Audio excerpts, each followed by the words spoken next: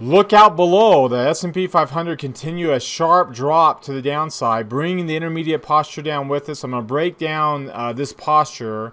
Also, we have a really extreme short-term sentiment. When have we seen this in the past, and what has it done in the past? I'm going to break down that as well as some stats about this kind of move, how precedented it is in history in terms of the S&P 500 and what it's produced, what we've seen from it in the past, and what can we expect to see in the future. So I'm going to break all that down, as well as our trade idea. We've been looking at things in the bullish moves of the market leaders. Well, that market leader is now leading us to the downside. So we're going to take advantage of that with today's trade idea. So let's go ahead and get started. Today is Friday, March the 23rd, 2018. This is the Market Outlook from MarketScholars.com. My name is David Settle. Thank you very much for watching tonight. Welcome to those that are watching us for the first time. Glad you found us. Keep watching. Keep coming back for more. Subscribe to our YouTube channel by clicking that red subscribe button right down below the video. You can do that right now while you're watching. Also, while you're down there, click the thumbs up icon. That lets me know two things. Number one, it lets me know that you liked the video, that you found some value, you got something out of it. Number two, it tells me you want me to do it again on Monday. So it's a one-click, very easy way to let me know what you think. If you're watching this in our Market Scholars blog, click that YouTube logo that's in the bottom right corner of the video. That will take you to the YouTube channel where you can subscribe and like. Also, comment on anything that stands out to you from today's video. Love to see what you're getting out of the video. Also, join our Market Outlook email list. I send out a daily email with links to the video, as well as lists of the overbought and a ton of oversold clusters in the S&P 500 today. So make sure you join that list. There's a link down in the YouTube description. You can also subscribe to our Market Scholar website in the top right corner of the website. That will do the same thing. Follow me on Twitter for more content in addition to these videos. You can see my handle up on the screen up here at DavidSettle42. Like and retweet tonight's Market Outlook tweet. That lets me know again that you want me to keep doing these videos. Finally, join our Market Outlook community on Facebook.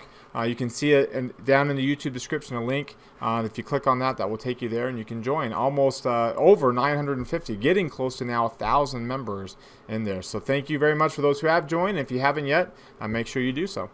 All right, let's take a look at the S&P 500 with the market forecast indicator first. And you can see that intermediate line is now dropping like a rock, just like the S&P 500. In fact, the S&P has dropped here 2% 2 consecutive days. In fact, there's a few things I tweeted out here. Let's go out to Twitter. A few things I tweeted out here this afternoon. First of all, the last time the S&P was down 2% on a Thursday and a Friday, the next Monday was horrible. And that was, remember, August of 2015. So let's zoom back out here, take a look at what that looked like really quickly. So right there. So here was August 24th. That was a Monday. Those were the 2 consecutive down days. See how we broke out of this really sideways range in 2015, and then boom, boom, 2000, and this was the Monday of we dropped about 4% there. Went from 2075 to 1875 before rallying and closing. We closed there in 1970. That week we closed in 1972. So despite that 4% drop, we closed the week higher. So that was what that was about there. And then see this one right here, still finished up, and you can see the since 1950, the S&P 500 has been down 2% or more on a Thursday and a Friday, only 6 times total. Today was number 7. So see, that was the last one. This was the next, all the times. Of those times, one of those times is 87, right? But the other 5 times saw the S&P 500 close higher the next week. And then another thing too that I tweeted out, that I responded to or pulled out yesterday. So this was after the first. No, this was it was tweeted out yesterday. I tweeted it out today, and then there's my last second shot of my boy. Here, we'll just pause that. Making his first buzzer beater. That was kind of fun last night. But again, so the last time the S&P 500 was up 5% in January. And you remember that I've shared that there's like an average 24, 23, 24, 25% return in years where the S&P, that's an average. There's going to be more that beat that, and there's going to be some that don't. So that was an average there, but could finish the first quarter, despite being up in January over 5%. Could finish, in fact, most likely will finish the first quarter in the red. So again, coming back out to here. There's where we closed. December was right here at 26.73. We're almost 100 points below that. So if we do close up in the red here, right there, you can see that's only happened one other time in history. One other time in history that we were, again, remember all those times that we were above 5% in January. It's like 100% gains for the year. And with an average of 24%. There's been one time where by the end of that first quarter we were down. By the end of the year, it was up 26%. So the rest of the 3 quarters in 1980 made so much ground that they were able to offset that loss at the end of the first quarter and still go up. So not saying that we will. I'm just saying that that it has happened in the past. So it's possible, right? It's not like a 16 seed being a 1 seed. Well, I guess that has now happened in the past too. But the idea being that it's not like that we're all doom and gloom. Now we are in a bearish posture, so we have to recognize that the intermediate line is dropping. We are in a bearish posture here, and obviously dropping pretty sharply. The short-term sentiment is as bearish as you can be. That we were forming the possibility of a divergence yesterday. Right there with the momentum line at an extreme low point, which is bearish 2 days in a row, and then the near-term line, the possibility of a bullish divergence with the lower lows already, but near-term line getting lower now, so taking away that out. And again, that short-term sentiment is about as low. You can see the near-term line doesn't really get that low very often. It's at 1.8. Here, let me do this really quick. There we go. So I've taken off all the lines except for the near-term line. Here, let me get rid of the market sentiment too to make it easier to see. Okay, and I'm gonna take the price up here for just a second. I just want to look at the near-term line. All the times, this is where it's at currently right now, about as low as you could possibly get. Just to kind of zoom out, so you see you don't need. It did get below 5 there, but not to where we're at now. So it hasn't been, we're coming here now in 2016. This is 2 years. Right there is the last time that the near-term line has been as low as it is right now, November of 2015. Remember, August, right there's your August 2015 where the near-term line got this low. And you can see both times bouncing up pretty sharply.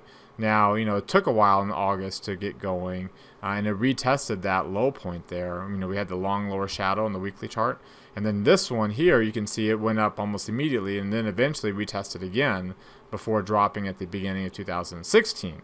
So there's precedent for this to get this low. Here's another time that the near-term line has gotten this low, bounced up a little bit off of that low point that produced it before retesting the range and further tightening up. So you can see, here's another example, the near-term line getting that low, bouncing up almost immediately afterwards. Coming back over here to October of 2014, there's the low point that it produced, and you can see it just rarely gets this low, the near-term line. Momentum line can, but rarely the near-term line does, because it takes multiple sessions for us to do that. And it's and we're there, so we've had those sessions to do that. And what we've seen in the past is at least in the short term there's opportunity, especially considering that we've had a close here before at 25.81, so we're just a little bit above that, and there's that long lower shadow, the bottom of which is a support level. So we'll see. Now it doesn't mean that we'll enter a new trend, and again, you remember the pace that we're on here. Is it not on this particular chart? Let's see here. All right, there we go. There's the pace for that 24. I think I put that at 24% by the end of the year. So of where the S&P can get to if it were to maintain that what it usually does in the case of 5%, having that 5% gain in January. And remember, there's your 5% gain in January. Look how far up above the pace it was. And we're probably about that far, probably more. We were about that far below the pace there. Before hitting the trend line. I almost acting as a resistance a couple of times here, and then pulling back down below that pace again. So again, we've seen in the the posture is bearish. We've seen in the past that when the near-term line gets this low, it can bounce. In fact, it has pretty much every time it's gotten to this low point. But we've also know that the last time we've had this scenario, that first day, Monday, the August the 24th, that actually brought the near-term line to that point at that time frame, fell 4% in the day. So we'll keep our eyes peeled for what happens on Monday. Falling market sentiment means, again, path of least resistance to the downside. Of course, it's pretty obvious to see what we've been having. So bearish posture. Not quite below 50 yet, like it was here. And remember, when it does get below 50, we get that opportunity for a new intermediate low point. Now, this one didn't last very long. Of course, that one lasted way longer than it should. So this one didn't last nearly as long as it could, right? We expected 1 to 3 months. This one didn't last 1 to 3 months. But remember, that one lasted, 1, 2, 3, 4, 5 months. Way longer than is expected. So obviously it works both ways, right? And we don't complain about that one, but that's the one that, we ran out of air, and that's what this turned into. So we bring the intermediate line back below 50 at some point in time.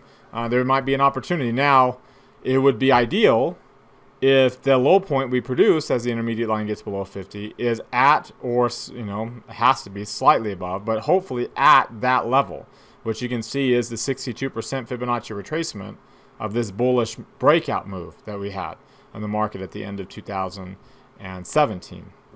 So there's some Fibonacci retracement there. And remember also too, the last time market sentiment line got below 50 was right before the election, and we are currently almost to the 38% retracement of that level.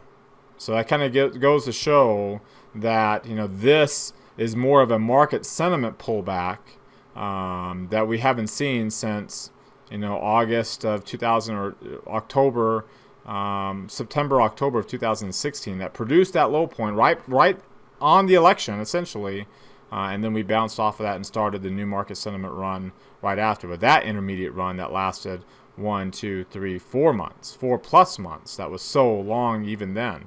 So this current market sentiment run has had a couple of very long and very extended intermediate runs. So you see, today's move got us, not only we've been below the 50-day moving average, today's move got us below the 200-day moving average.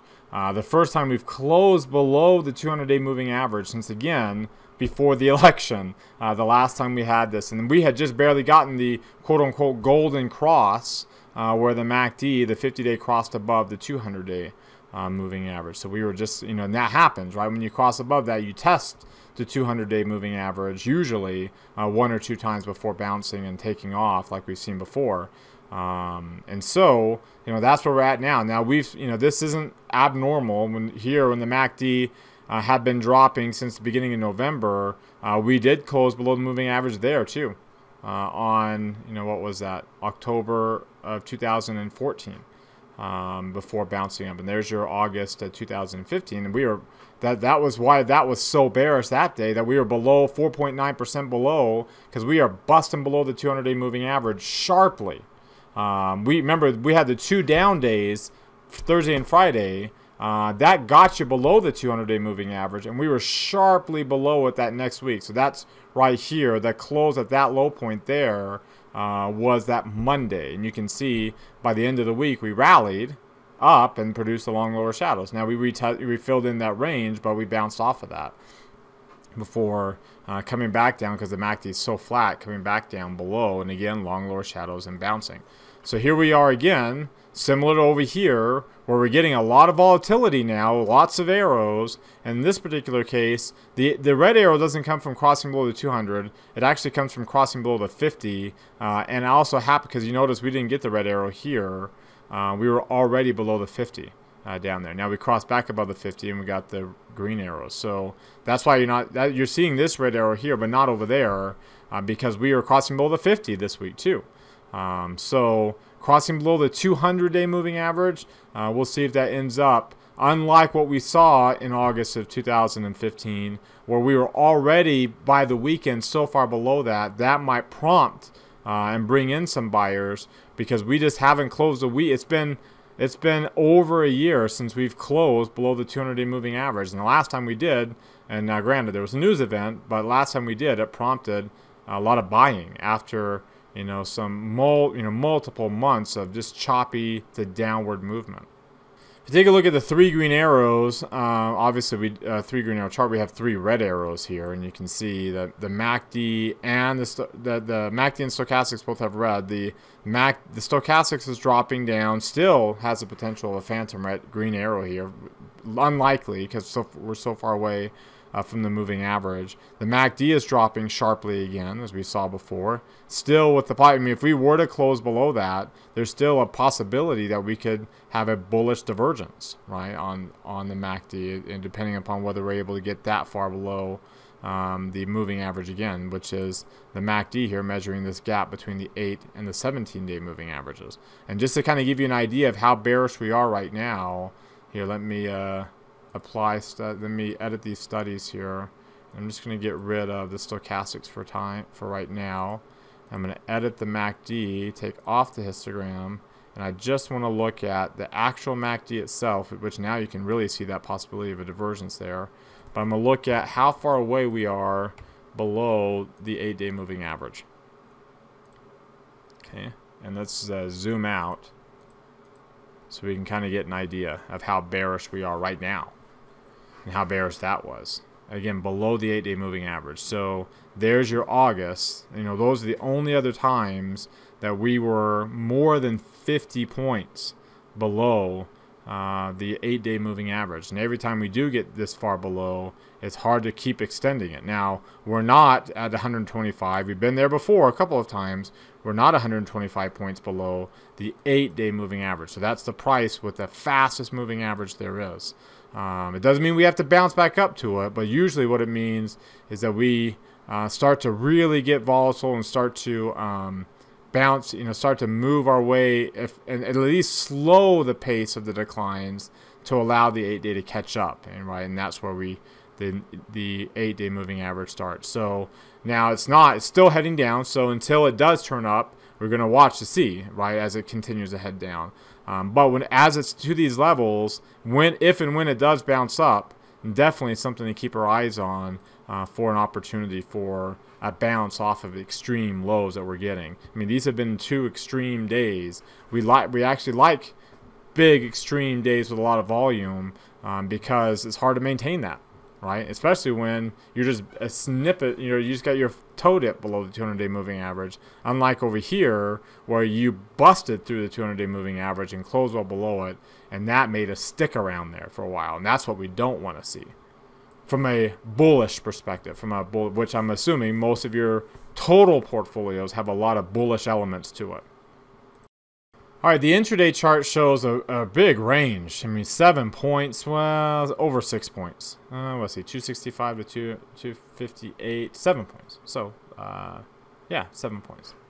Sometimes it's hard to do the math in my head. 7-point range, busting through. We had closed a smidgen below the 4-day moving average, but we're sitting at, or not the 4-week moving average, the 4-week low point. Well, now we have a new 4-week low point. And you remember how big that range was back in the day here when we had the big move, right? We had really pushed the range from a high of 285 to over 255. So we had a 30-point difference in the 4-week range at one point in time. Well, right now we are just over the 4-week range is just 280, and that's not going to change for a couple of weeks at least. And we are now down to below 260. So we're over a 20-point range on the 4-week moving average. And again, but remember, if you remember back in the day, in August of 2015, let's go back to August 2015. So this is a little different from what we had back then. I'm going to zoom in right here. So you can see back here, we had the 4-week range at this point in time was just about 4 to 5 points, from you know, let's see, from August the 19th to, you know, back almost July 19th. So we had, the high was 200, 201, the low point here at 194, so about 7 points at the most extreme, and you can see how it was tightening up. That's what happens when you get big bearish moves that stick, right? That stuck, and we are stuck below the 200-day moving average for a month. Okay, so here we don't have that really tight. We didn't even have it over here when we dropped down here. That's why we jumped up so much, because we had a big range already, and we just made a big range bigger. We didn't bust through a tight range. And same thing right now. We're not busting through a tight range. We had a pretty big range already as it was. You know what? 15 points. We just made a big range bigger. And as we saw before, there's the potential for it to bounce off of that. Whether that happens obviously remains to be seen. Currently bearish posture, so we ride that. We'll take a look at that trade idea based on that posture. But you get the idea that it might not be too, this bearish posture might be quick like we've seen before. You can see we had a strong trend, strong volume, 182 million. There's the range of just over 7 points. So extreme and extreme, both of those extremes. When they're extremes, it's hard to maintain extremes. Extremes, we get a lot of volatility. And what's interesting is, speaking of volatility, we were up to 25. When we got to this low point previously, the VIX was in 40. Right, so that's how bearish people were. A lot more bearish when we got here in February than they are right now. In fact, they're as bearish now, and then again, this is based on put protection, put out of the money put prices, but they're as bearish now at 25 as they were at the beginning of the month when we had this low point right here. Right, that's as bearish on the volatility index on those put prices as we are right now. We're not even close to being as volatile here as we are there. Now we bounced up really big there, so we might not get as big of a bounce, as fast as a bounce, if we get a bounce, as we do here. In fact, more likely this is the kind of bounce we may get if we get one again, because the VIX the VIX right now is about as high as it was there. Right, so then that's not going to produce, if we got a bounce just like that here, and let's go from that low point up to this high point. If we got a bounce just like that off of this low point, assuming this is this low point, of course we'd have to move that down if we drop down again on Monday. But assuming that's the low point, we're going to bounce right back up to that, just over that 2,700, right into the middle of this range here. Would obviously not be a bearish high and would not produce an extended intermediate run either. It would just be a short-term bounce as it mucks around and produces this low point, and ideally brings that market sentiment line below 52, because that would even produce a better launching point for a run. And like I said before, the one time that we've had that big of a bullish January combined with a bearish February and March, it led to that kind of a return by the end of the calendar year. All right, really quickly as we transition to what's driving this price action, I did want to remind you, when you're watching the video here on the blog, remember while you're watching to like the tweet here and then like the market, the Facebook post. That tells me that you want me to do this video again Monday. All right, it also tells them, Twitter and Facebook, that you want them to keep showing you and pushing to you my content. It also tells them, and this is where I get the benefit, that they should push this content out to other people that follow me too, that may not be watching like you are right now. So I appreciate those people who like that. We're up to 115 and 24 on the Facebook. So remember, you can do that while you're watching right here on the post. And when you're on the blog here watching, just click on blog up here at the top, and check out the other stuff that's on the blog as well. All right, what's driving the price action today? Of course, the biggest thing driving, we didn't have a whole lot of news, from an economic standpoint. Durable goods orders came out, still very positive on a year-over-year basis. That's the blue line rising up, so it's not like we're tanking in the economic indicators. New home sales pulling back from its high levels we had a few months ago, but still at relatively high levels beyond that. pulling back a little bit in the last couple of months, but still very, very strong data. So what we see is a pullback in economic indicators as a whole, but still at very high levels at 46 compared to where we've been the past few years, but not globally. You can see globally, so that's why the U.S. still is doing much better compared to globally from an economic standpoint. You can see even the GDP now, yeah, it's pulled back from 5%, but remember the first quarter of every year lately has been really bad. So that's actually a very strong number, relatively speaking.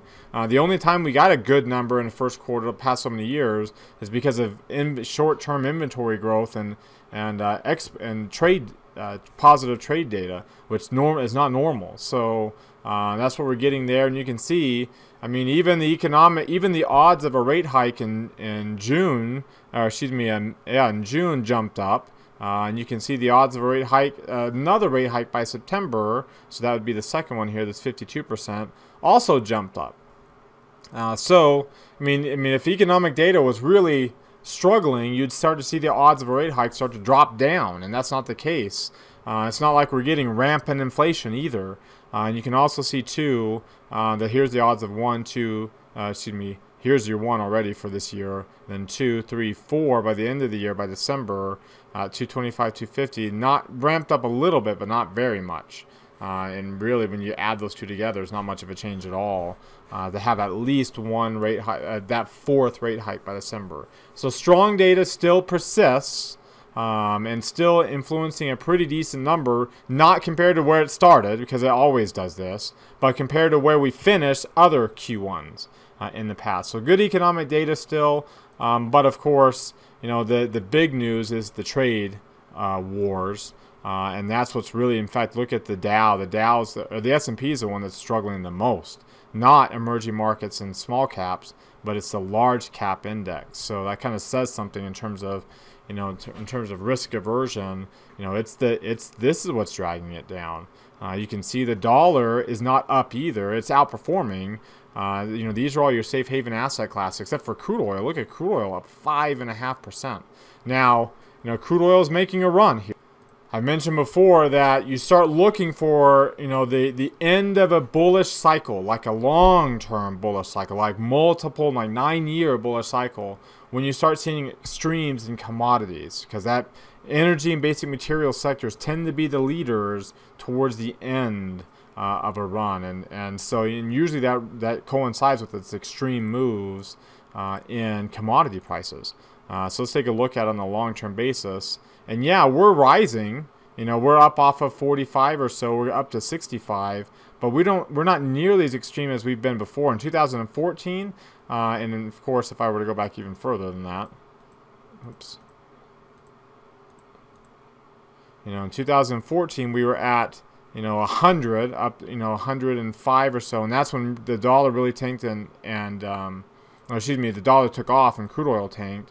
But before that, you can see that's where things really hit the fan in the last recession, was up. And this was actually after the stock market peaked right there. And then, boom, we had this strong rally in commodity prices, and things really hit the fan later that year. So, you know, and that even then, by the time the stock market peaked in 2007, right here, October 2007, we were at 100 on crude oil. And we got there again in 2014, but we dropped so much, and we're just now starting to come back. So we're not at extreme levels yet on crude oil. And going back here, when we did peak at 100, at the end when the stock market peaked, we were coming up off of a below 60 then too. So there's possibility that crude oil can continue to run, especially if it were to, you know, you can see how we broke out above those highs there. You know, the next lows that we had was right here at about $80 a barrel. So we break above these highs, there's an opportunity for it to get up to $80. And that's not typically, doesn't typically coincide with extended bearish runs in markets. That usually leads to more bullish runs too, especially with, you know, that energy and material sector. We'll take a look at that and how it's been doing here this week, or how the sectors have been doing.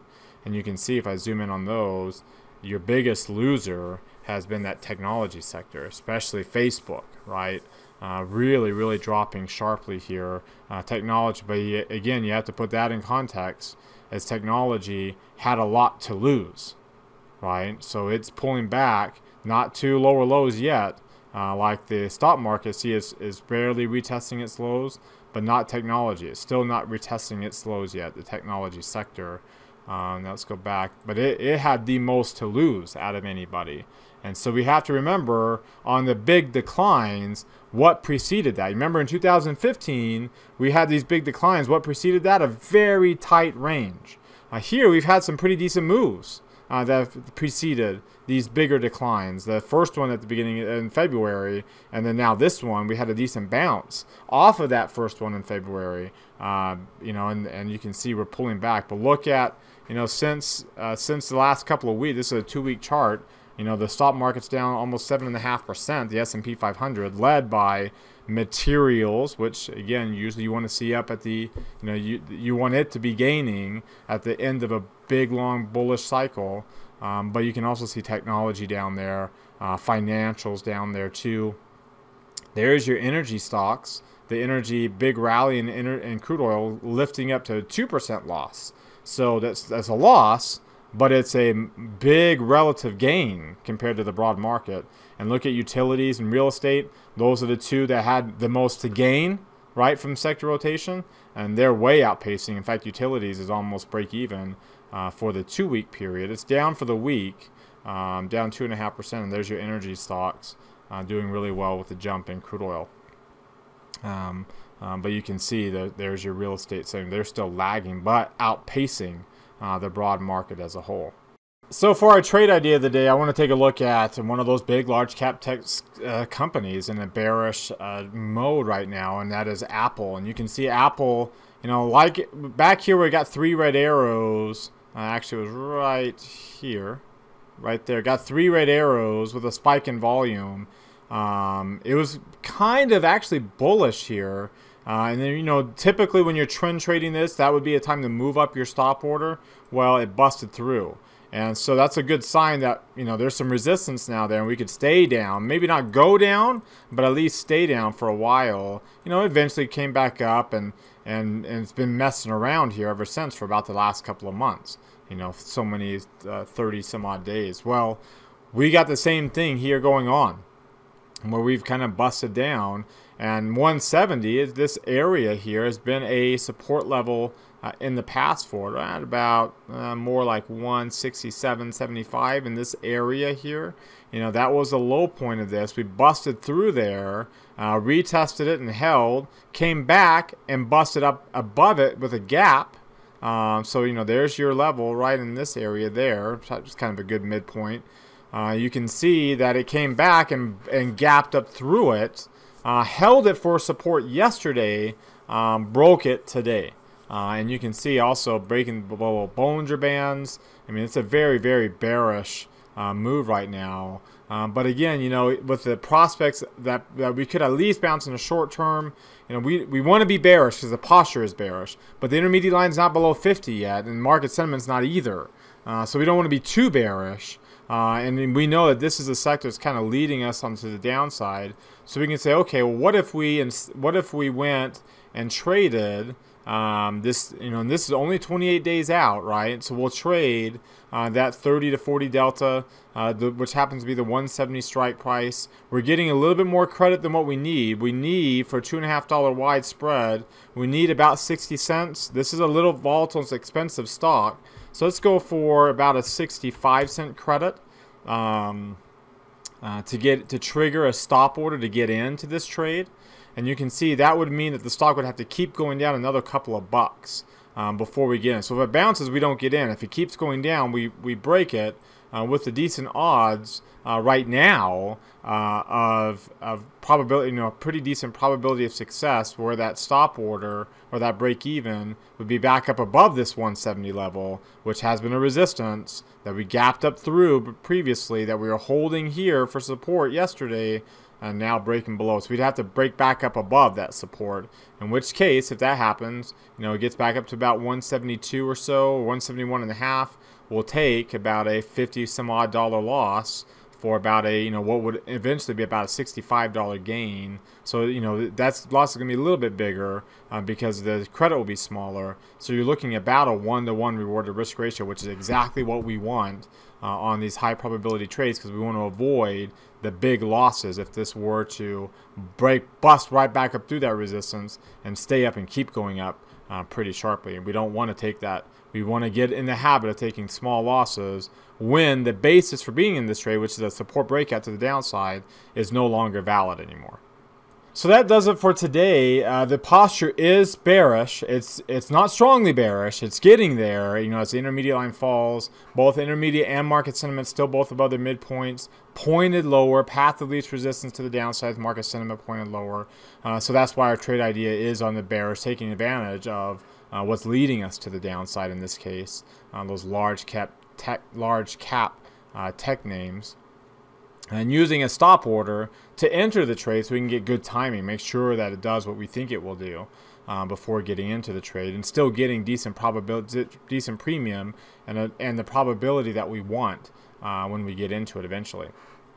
So that's what's going on right now. We've seen this extreme bearishness in the short term in the past, and that's usually led to a short term bounce. It might not be Monday, because the last time we've had this kind of a drop into a weekend, we really dropped on Monday. Now, granted, we were already below the 200-day moving average pretty sharply when that happened. We're just barely dipping our toe below it today. So a little different scenario, and we'll see if we end up with a short-term bounce heading into next week coming off of these extremes. As always, thank you very much for watching. Like, comment, and subscribe to our YouTube channel down below. If you're watching this embedded in the blog, you have to click the YouTube icon to do that. Remember to follow me on Twitter, and as well as join our Facebook group, the Market Outlook group on Facebook. So thanks again. Have a great weekend, everybody, and we'll see you all on Monday.